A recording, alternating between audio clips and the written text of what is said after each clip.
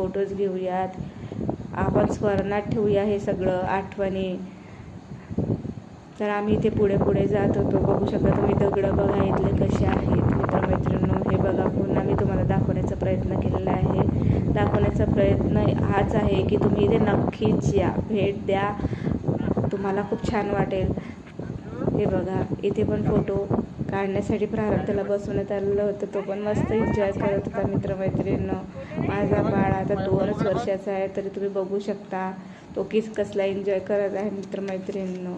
इथे फोटोज काढल्या आम्ही, व्हिडिओ घेतला आणि पुन्हा आम्ही समोर निघालो मित्रमैत्रिणींनो. कारण की 8-9 स्पॉट होते मित्रमैत्रिणींनो. आम्ही फार काळ इथे काही आम्ही बसू शकत नव्हतो, गाडी पण केलेली होती आणि वेळ पण होत होता. तर आम्ही म्हटलं चला समोर जाऊया.